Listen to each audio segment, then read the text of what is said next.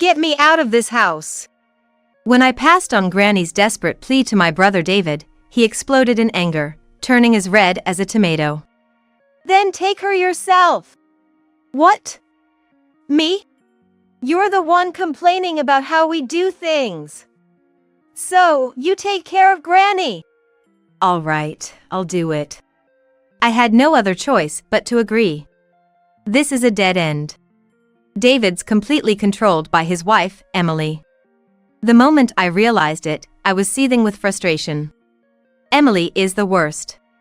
She's treating Granny like a servant and has sweet David under her spell. All for her own gain. I won't let her get away with this. I'll take back everything she's taken from us and leave her in shambles. Determined, I made my way to Granny's room. My name is Betty. I'm a 28-year-old secretary at a real estate firm run by David. I've recently married Stephen, a colleague from the same firm. Stephen, I'll be stopping by my parents' house before I come home today. All right, I'll meet you back at the house. Exchanging such words with Stephen is not out of the ordinary for us. That's how close I am with my family. However, there's a sense of distance I feel within my family. It's the names. My maiden name is Smith. Obviously, that's also Granny Jennifer and my brother David's last name as well. With both parents and grandpa already gone, I'm the only Johnson. It's not that I dislike it, but it does make me feel a bit lonely. I wonder if it'll feel even lonelier when David gets married. David is about to get married. Once he's married, he'll surely prioritize his wife over me. With this slight unease, I headed to my childhood home. Granny lives in a detached house. Apparently, Grandpa built it, and the building itself is quite old. I opened the heavy front door and called out to Granny. I'm home, Granny. Betty, is that you? Come on in. Granny's voice came from the living room. Following her voice, I walked into the living room to see Granny, David, and an unfamiliar woman. The woman gave a polite nod. Pleased to meet you. And who might you be? I'm Emily, your brother David's fiancée. David nodded slightly when I looked at him. I was aware David was getting married. But I didn't expect him to bring his fiancée along. The sudden introduction left me greeting her awkwardly. Pleased to meet you, I'm Betty, his sister. You're married, right? Emily asked, smirking unpleasantly. Thinking she might be interested in me, I simply nodded. Yes. Then why are you back here? You weren't kicked out, were you? Emily's laugh was tinged with sarcasm. Annoyed, I asked for clarification. What do you mean by that? Oh, no. It was just a joke, just a joke. Emily laughed. So, this is the type of person she is. Enjoying belittling others, a person with a nasty character. Realizing Emily's mean-spirited nature, I chose my words carefully to respond. I just stopped by to check on Granny. But it's good timing. I got to greet you. Is that so? Emily frowned. It seems she didn't find my reaction amusing. What did she want by making me angry? Was she planning to say something like she never wants to see me again because of that? While pondering, I turned my back to Emily. I'll go make some tea. We can talk after that. Oh, let me help you. Emily followed me. Once we entered the kitchen, Emily casually closed the door. Then she whispered to me in a voice quiet enough so Granny and the others couldn't hear. Putting on such a sanctimonious face, you're so annoying. Is that your true nature? You are pretending to be quite the nice person. It's the same with you, isn't it? Well, whatever, just don't get in my way. Emily pointed a finger right in front of my nose. Get in your way? The greetings are done, and I'm officially becoming the wife of this house. Eventually, this house will be mine, so let me do as I please without interference. Why would it become yours? A brother's wife has no rights to inheritance. When I countered, Emily smugly replied. If David inherits, it's as good as mine. You, Betty, has no say in it. This is also my family home. Such a noisy woman. I'll tell David you're harassing me and that I'm having second thoughts about our marriage. I was at a loss for words. Indeed, Emily has a bad personality. But it's David who's marrying her. I can't ruin David's marriage on my own. Now that you understand, don't show your face here again. I had no choice but to nod to Emily's words. Half threatened by Emily, I began to visit my family home less and less. Since I used to stop by almost every day, both Granny and David were worried about me. Work has just gotten busier. I made up excuses like that. I kept hoping that David would see Emily's true colors. But David seemed like a different person when talking about Emily. Looking back, he was always so happy. So, I gave up, thinking it would be difficult for him to see. Meanwhile, David and Emily got married. 6 months flew by quickly, and I found it even harder to visit my family home. Even though I used to go there almost every day, now I only visited about once a month. It's not like I can't see Granny anymore. That's how I comforted myself. Then, one day, I visited my family home on a holiday and unusually, Emily was out. Granny, where's Emily? She went out with a man I don't know. David has been on a business trip since the day before yesterday. Seeing the opportunity, I took Granny out shopping. It was our first shopping trip together in a while. I was thrilled. But, contrary to my feelings, Granny seemed downcast. What's wrong, Granny? Oh. It's nothing. Granny dodged the question. But I found out the reason when we got to the supermarket. Emily took your money. No, it's not like that. Emily is just managing it for me. But it's your money, right? Why is Emily managing it?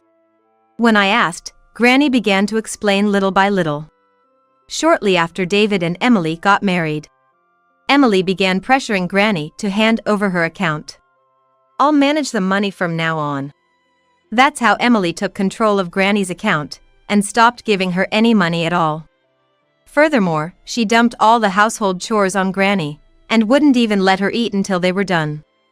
Granny wasn't allowed to spend money freely, go outside, or even meet with friends. I buy you whatever you need, don't I? That was Emily's justification. What is that about? I was about to explode with anger. This is practically slavery. I had to do something.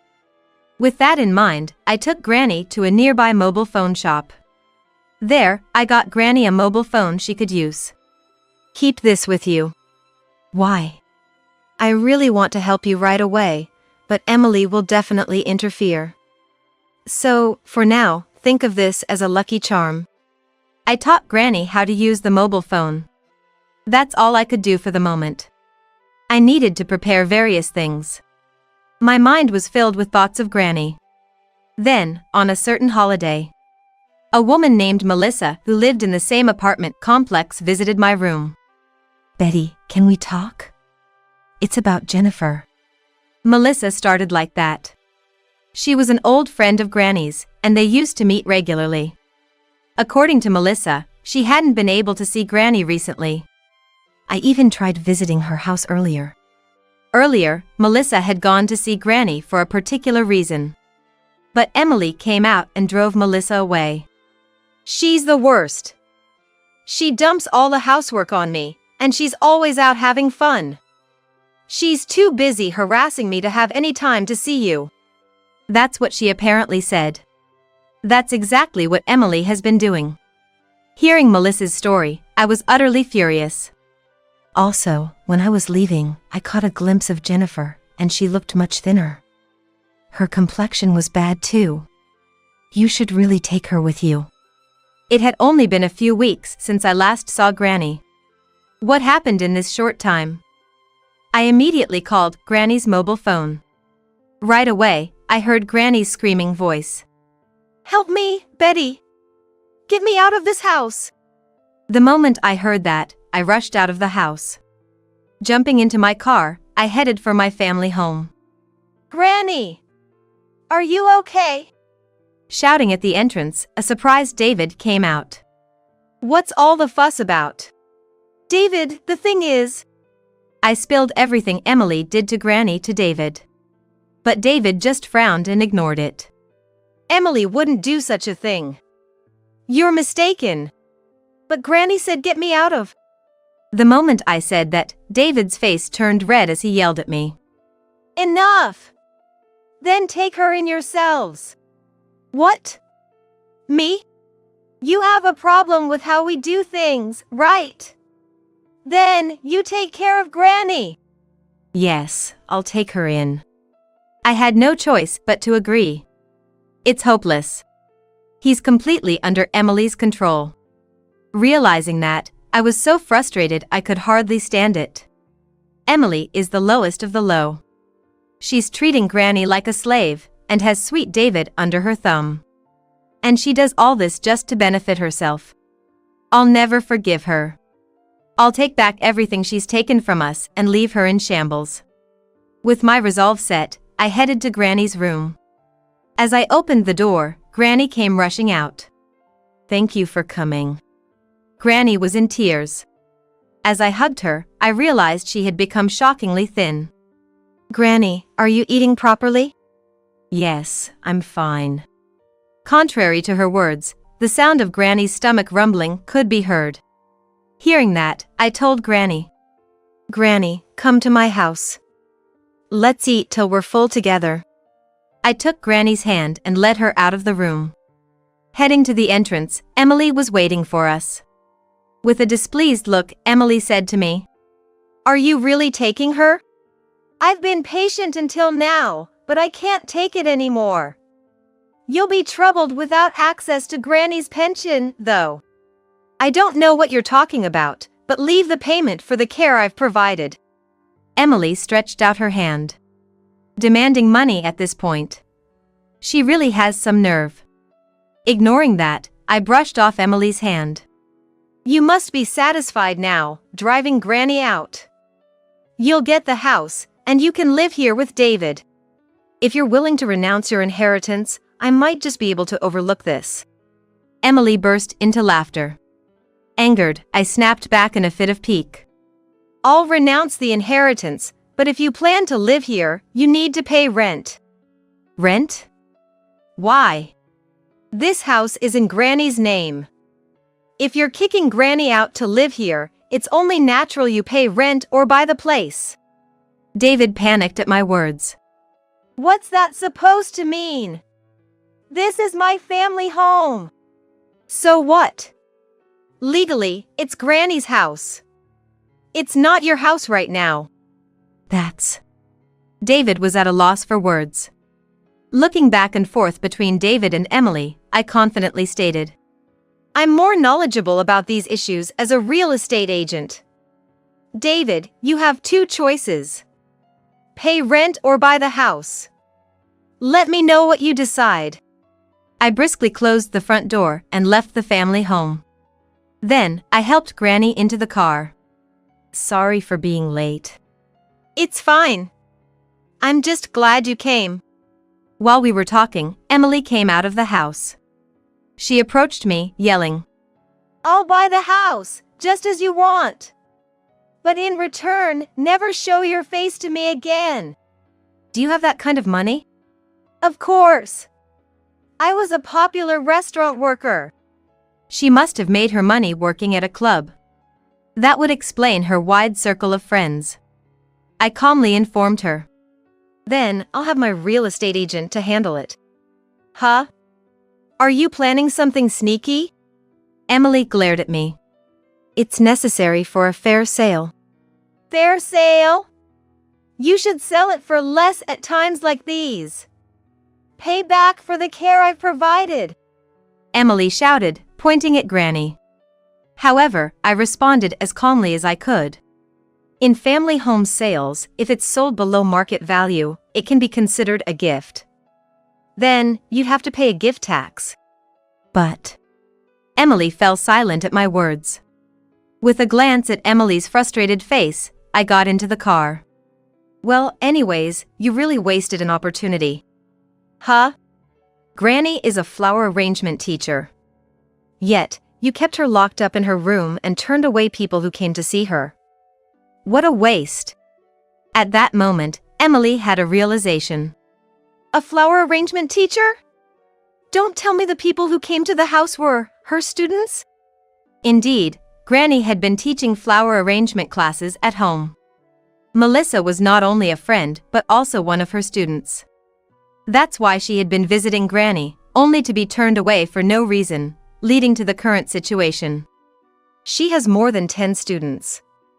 Each pays a few $dozen per class, which adds up to a significant income.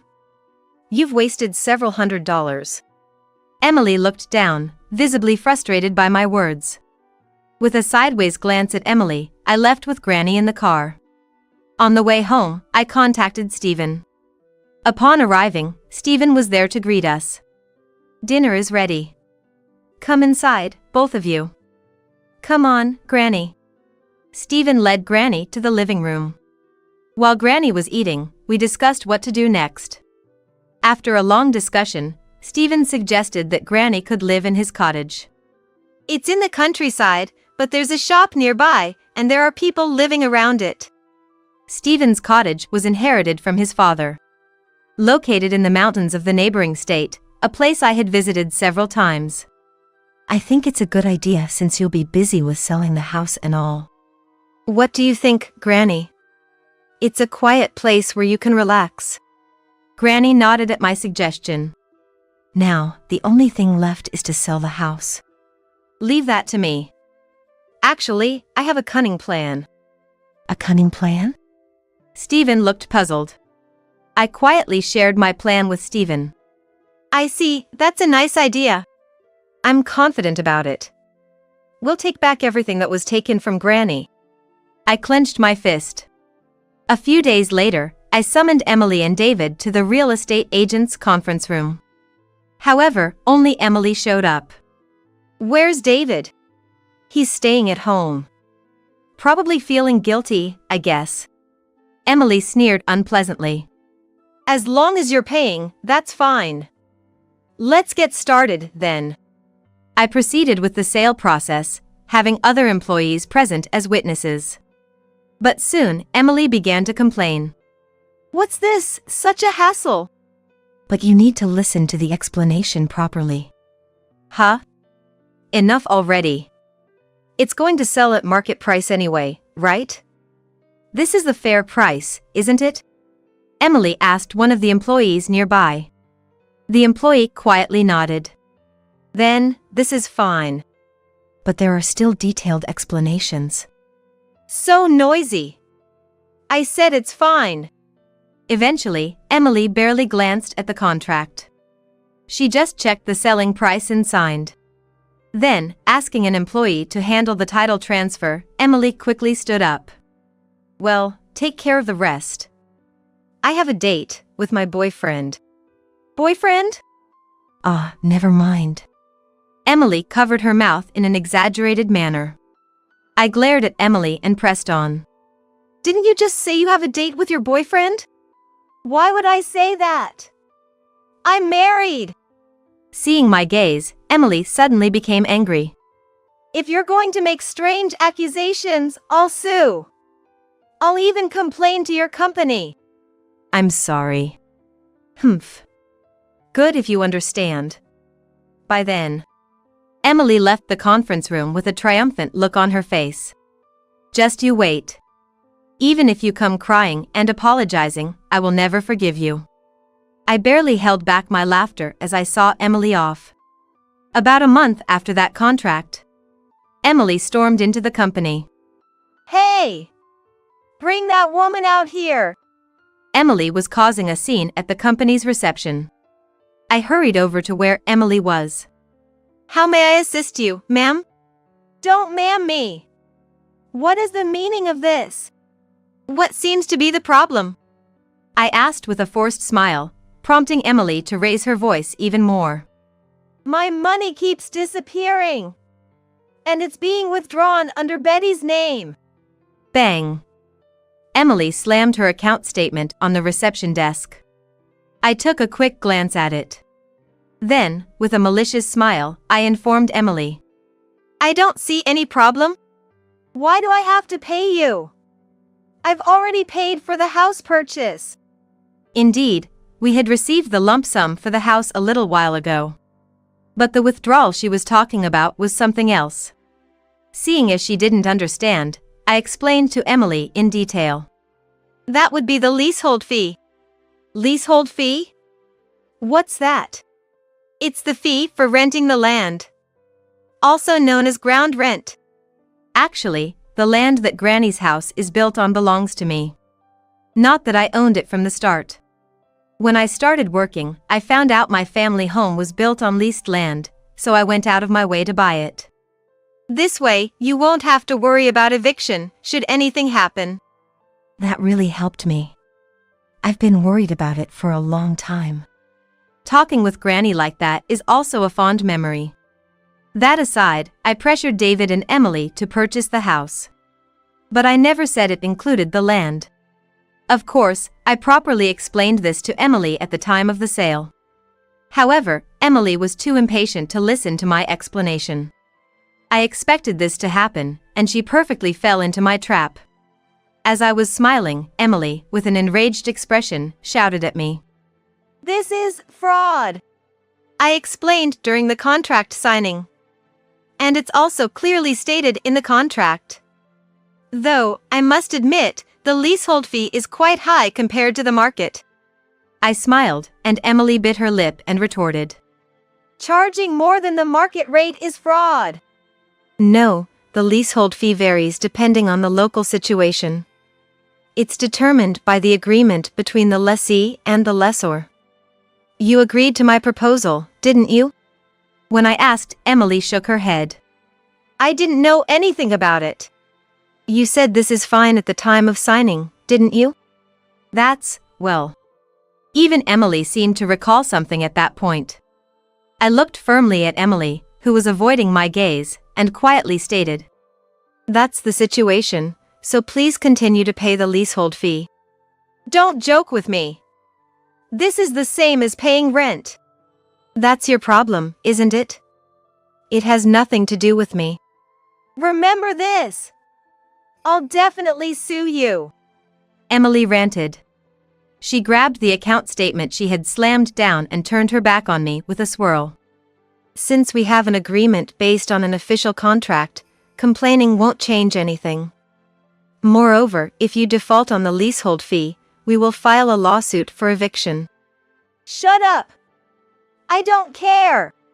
If it comes to a lawsuit, be prepared for enforcement to eventually take place.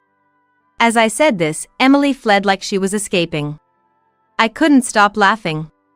Emily's options from now on are limited. She either continues to pay me the leasehold fee or sells the house to someone else. While fighting in court is not entirely out of the question, it's not a realistic option. In any case, none of these options benefit Emily.